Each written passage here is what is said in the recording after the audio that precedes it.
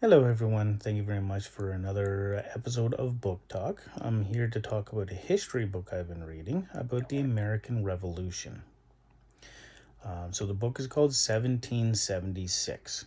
And what I love about this book right off the hop is most books about the American Revolution that I've read only give you the viewpoint of the Americans and why the Americans fought for freedom, why they wanted to release the chains from the Brits.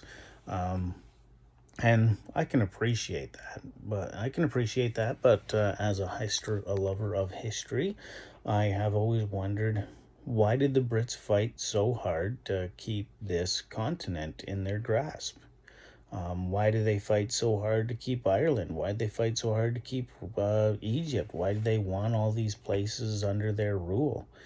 And this book explains it very, very well. So the Brits fought so hard to keep the American continent because they bled to defend it from foreign invaders. They spent a lot of money to industrialize it. It makes a lot of sense. Why would you let something like that go when you have such a heavy investment in it?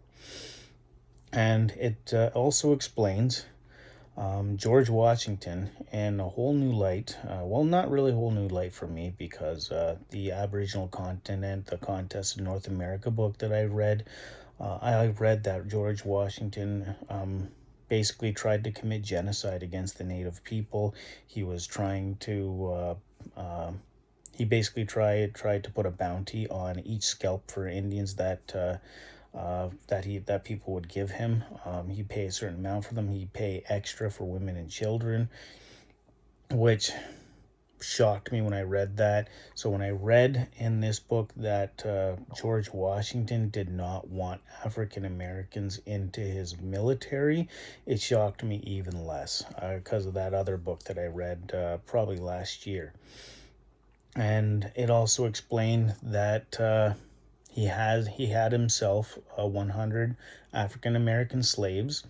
Now, one thing people have to understand about stuff like this is, yes, George Washington was a racist. He didn't like Native Americans, and it's not that he hated African Americans. He was just a victim of the time. He didn't see them as people, and he didn't trust them. But that's the whole thing. He was a victim of the time.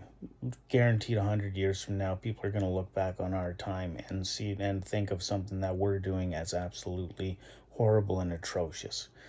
We evolve as we continue through time, which is a good thing. Evolution is a good thing. Becoming smarter and kinder and more understanding and more diverse, those are good things. But those are things that don't come in a day. It takes years and years of evolution to achieve. So, although, yes, he was a racist, try not to judge too harshly because, again, he was a victim of the time. But I do understand not everybody was like that, because, again, there was the Underground Railway. But going through this book, you do see that George Washington originally was given the charge of leading the American Revolution, but he did not want it. He accepted it, but warned people, I don't feel I'm fit for this charge. If I fail, I do apologize, but I'm warning you right now, I don't feel confident in my charge. And it continues on the struggles that they first faced, basically forming a brand new military, how undisciplined the military was, how they kind of went and returned as they pleased. They go home, tend their farms, come back whenever they pleased. They never be at their posts, so that everything was unguarded most of the time. And and George Washington was always so shocked that the British were not seeing this. He expected them to come in and wipe them out at any moment, but for some reason the British just didn't notice. And one thing that scared him the most was uh, he had 10,000 people in his military, but at the very beginning of the American Revolution, but they only had enough guns for 5,000 people, and they only had enough gunpowder for about 9 rounds per person. for those 5,000 people. And 9 rounds in a battle, that will go so quick. So when it explained that when he was informed of this, he sat there for like a half an hour, not saying a word, just staring at the table in absolute disbelief. And it really did scare him. So to get around this issue, they or they basically formed a navy, and they ended up capturing one of the British vessels while it was bringing a whole bunch of artillery to the Brits, to the British naval base on the American continent. They captured it and took all their artillery. And to get this artillery back, someone called Henry Knox had to go and take a 2-month trek where he had to climb mountains, go across absolute horrid winter storms that the book explains would have caused the average person to basically give up or die. But he kept going through, and he ended up getting to the artillery and explained the even more monumental task of getting the artillery back to the Americans' base to have these artillery guns at their disposal, and it took them 2 months back. And he did it in a train with horses and all the technology they had at the time, and it was seen as a very impossible task. Basically, it was seen as a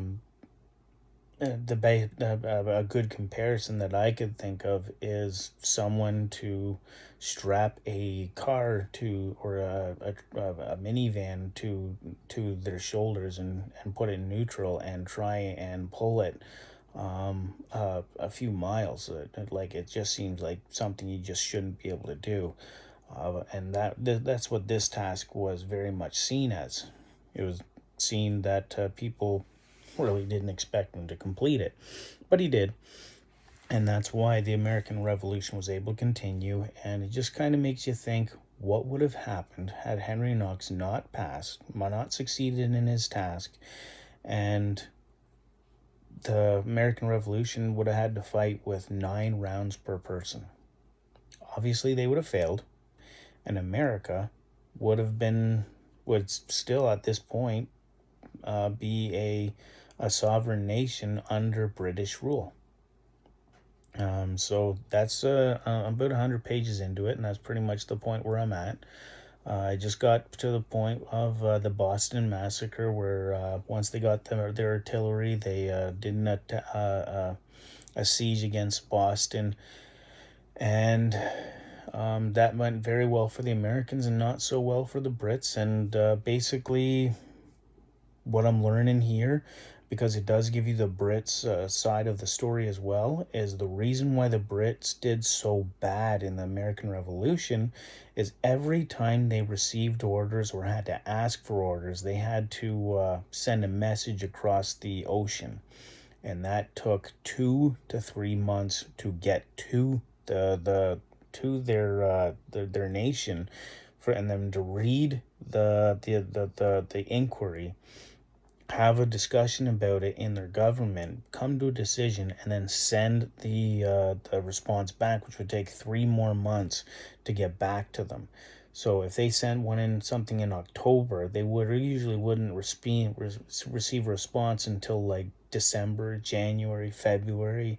So it was a massive communication issue. Whereas with the Americans, they're right there on their home nation, so the communication went more effectively. And when I'm reading into this, it looks like the even though the British were better trained, better organized, had more ammunition, had better technology, the reason why they were struggling so hard and beating the Americans came down to communication. The British had to sit on their thumbs for so long that by the time they received orders, what they were inquiring about had already passed, and the Americans had already given them a good old whooping.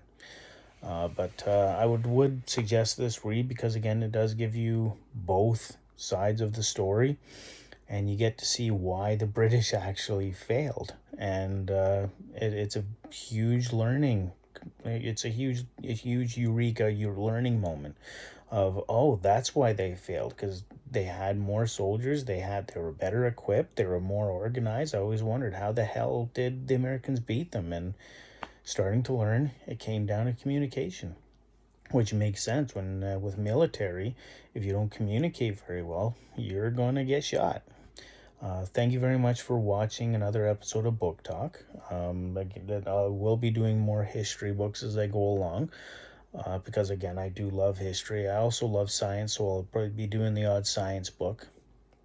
And thank you very much for watching. Hit like and subscribe to the channel and comment. I'll respond to every comment. Again, if you hit like, it just helps put the video into YouTube's algorithm, and it spits it out at people. If you comment, it helps even more. So with every comment, I will respond.